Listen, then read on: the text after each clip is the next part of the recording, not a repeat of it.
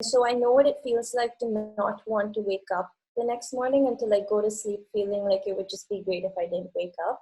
And so right now, not having that feeling and just the idea that I want to wake up tomorrow or I'm going to set an alarm and then wake up at the time it's wildly inspiring. If someone needs you, always be present for them, because you don't know at any point where you will not be able to see them again. A pain from a heartbreak will eventually go away. That's one of the toughest things I've been through. And I think we should be careful not to become a cynical, held back society that's scared of each other.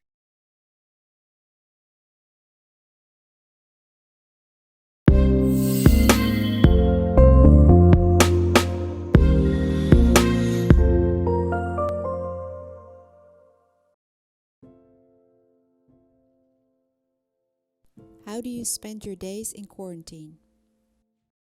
Around the time that all of this started was when, our theses were due and our finals were going on and everything. So I didn't have the time to process what was going on. But I did have to move away from my apartment. So I have an apartment here that I live in alone. I had to move out of there and move back into my parents' home.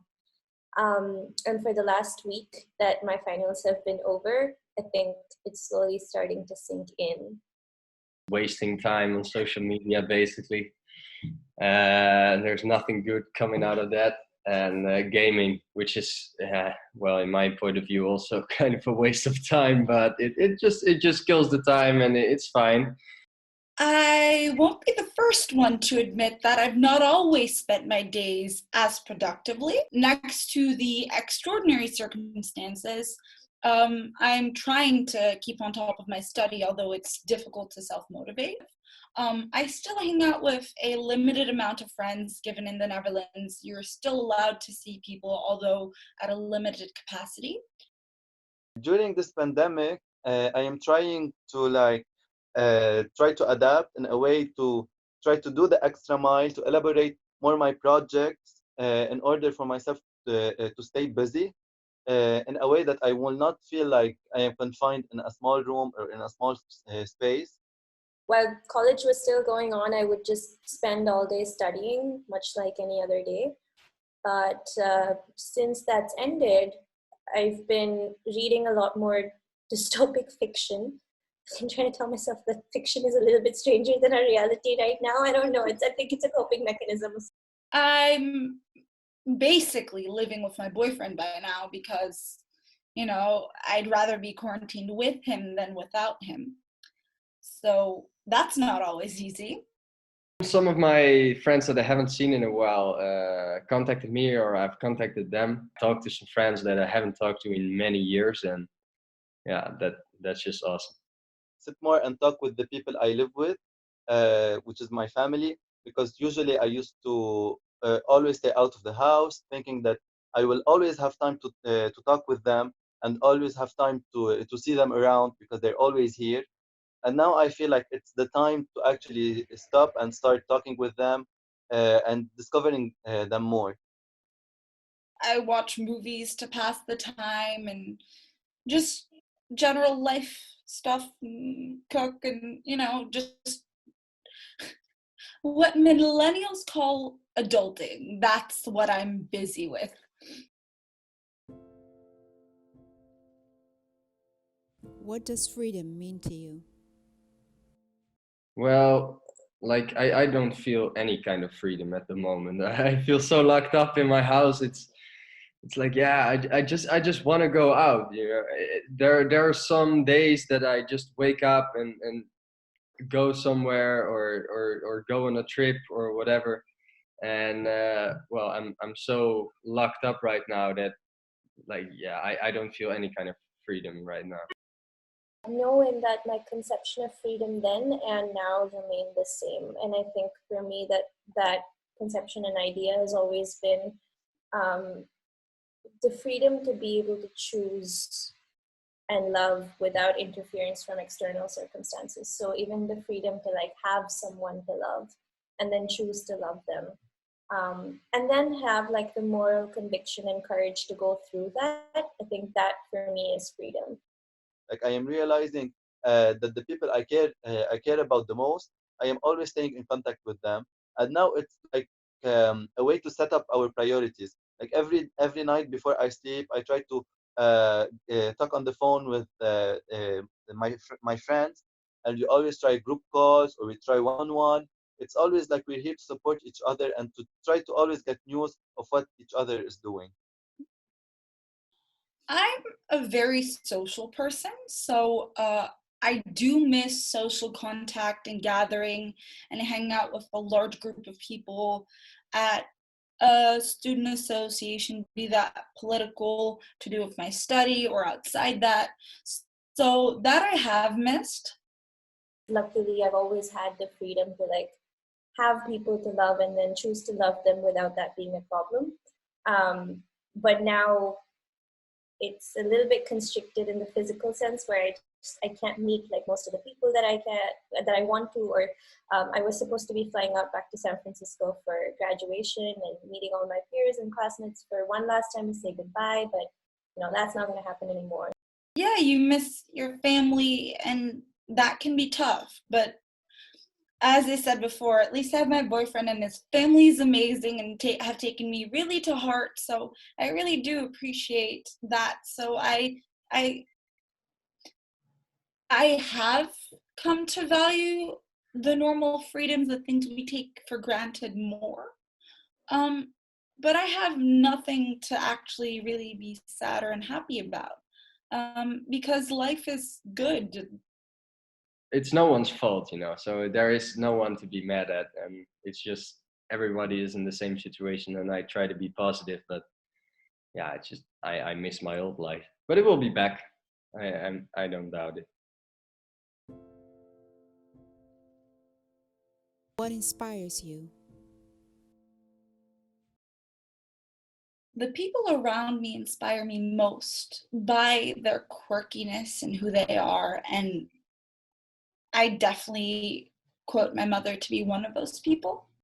I was suicidal last year, 3 separate times over the period of like 8-9 months. And so I know what it feels like to not want to wake up the next morning and to like go to sleep feeling like it would just be great if I didn't wake up. And so right now, not having that feeling and just the idea that I want to wake up tomorrow or I'm going to set an alarm and then wake up at the time it's wildly inspiring. I believe when I'll be looking back on my life, I will always say that I never missed an opportunity in a way where everything that I wanted to do or anything that I was like, yes, I should do this or I should do that or this might be good or this might be a nice experience. I should always like try to overcome my fears and go on to seize every opportunity I have. Well, I get inspired by people that live their life to the fullest. So for me, it's very important to take this little time I have on the planet to achieve goals that I would like to achieve and be as successful as possible in such a limited time. You know, I like to use every day to either go somewhere or have an amazing time. But that the clock is ticking is a feeling that I constantly, or a thought that I constantly take with me. It's better to say like I tried and did not work out than saying like I did not even try and maybe it would have been one of the best things in my life. I've tried to surround myself with moral, headfast, strong people who want to carve their own way in life. And through that, I'm inspired by them. I think I am through nature an idealist, and I aim to be one because I don't want to become cynical, because the world isn't always a beautiful place. A huge pressure on me to miss out on life, even if I'm inside for just a day, or if I'm wasting my time. I kind of feel like, okay, I only have like 60 years more to go, so you know, where's it all going? There's no time to catch up, really. I like to think of like life as this like the story that is writing itself, and so like for the story to be rich enough to like inspire me to want to wake up every day and wake up every next morning and then be curious about what's happening, all of it in the story matters. I want to look back on my life as if it was like one big ball of cool stuff happening in there, and not a day went to waste. I have some philosophical point of view towards this question. As in grade 12 in the class of philosophy, I learned about a theory that I totally agree with. It was a theory created by a philosopher who's called Hegel. And basically says that the purpose of life is to try to tend as much as we can to absolutism and to become perfect, to try and become perfect, because we know that perfect as itself is a notion that no one can get. What's your greatest life lesson? I think the greatest thing I am yet to learn is patience, because there are a lot of lessons we take with us. Now, patience, some people are from nature more patient, so for them it's easier. I'm not one of them, so I think I have a lot to learn in that still. But I think I have a lot of life to go that might teach me patience, and I hope it will. I realized that nothing is quite as extreme, and you kind of have to do one after the other and just keep going through this cycle. So like, even if I want to heal, like for example, my depression, it's not going to go away forever. And when it does come back, that's not an issue. It's part of the cycle. And speak and pause kind of symbolize that cycle for me. And I think that would be my greatest lesson. So I believe that as much as we try to move on and elaborate, we will always, as the human being species, it will always move forward towards the good and towards being better and all.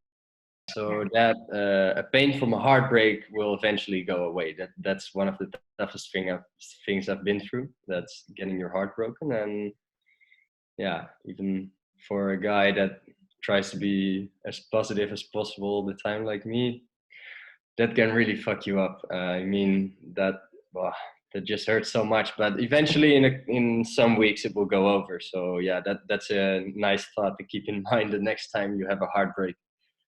First thing that I told myself was to treat myself the way I would treat a child, an innocent child who's going through something difficult. And I think that acceptance then helped me talk to the people that I love with patience, not in an accusatory, you don't understand me kind of way, but they're probably children too who are going through things. And so the only way that we're going to understand each other is through patient, excruciating, but patient, compassionate conversations. And the third thing is definitely therapy. Everyone should go to therapy. Will the world be different after COVID-19?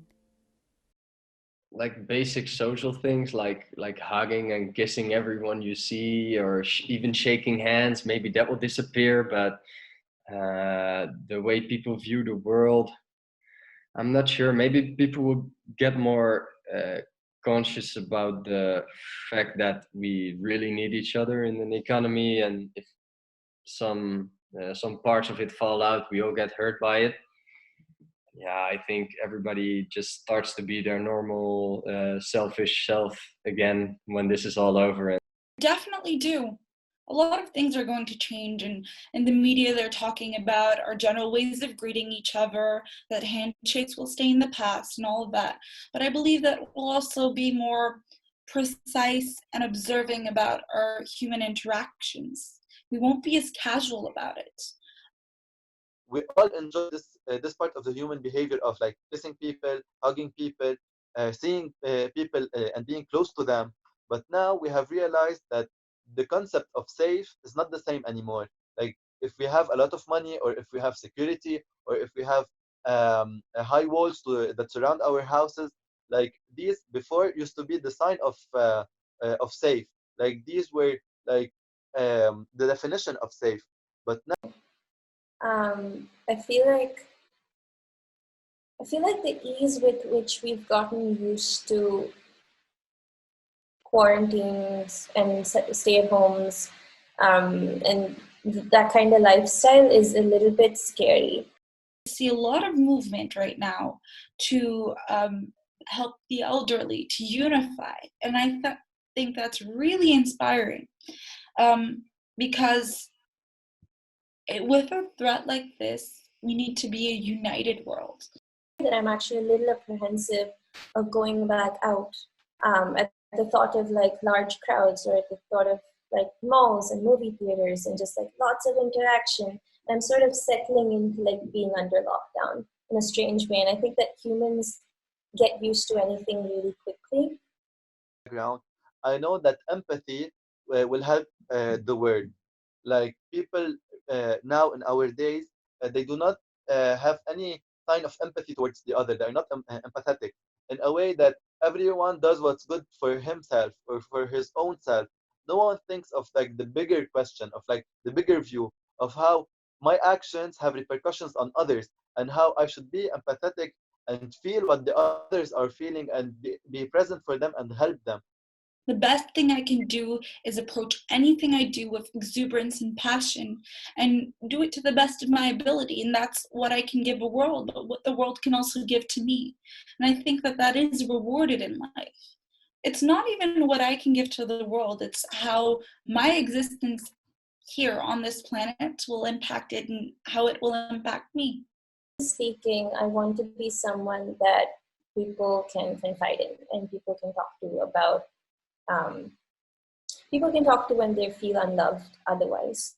And I want to be able to be that listening ear and that shoulder to cry on. I've needed that most when I've been at my most vulnerable and my worst, like rock bottom.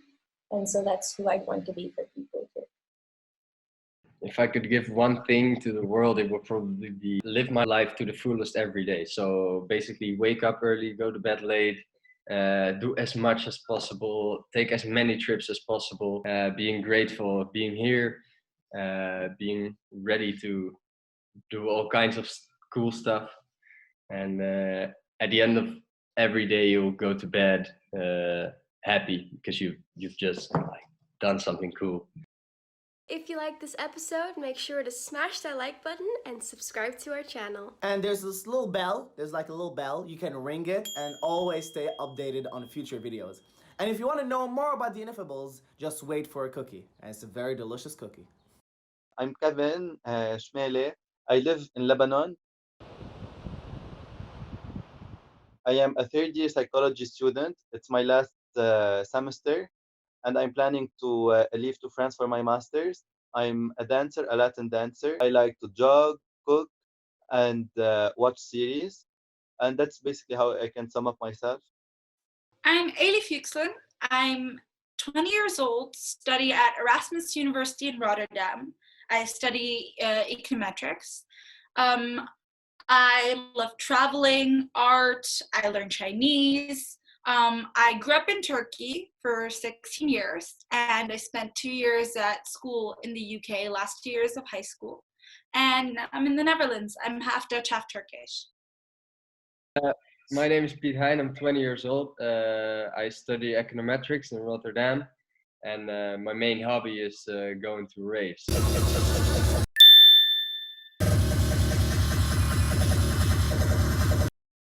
My name is Janvi. I go by Navi, and I was born and raised in India, in Bangalore, the city that I'm in right now. I'm a dancer. That's the thing that I've done for the longest time. I've been dancing for around 15 years now, and I got interested in an education that the Indian mainstream education systems weren't able to offer. So I started homeschooling when I was 12. And then from there, I went on to going to Minerva because that seemed like the natural next step in a non-traditional, education system. Yeah, I'm about to graduate in a month.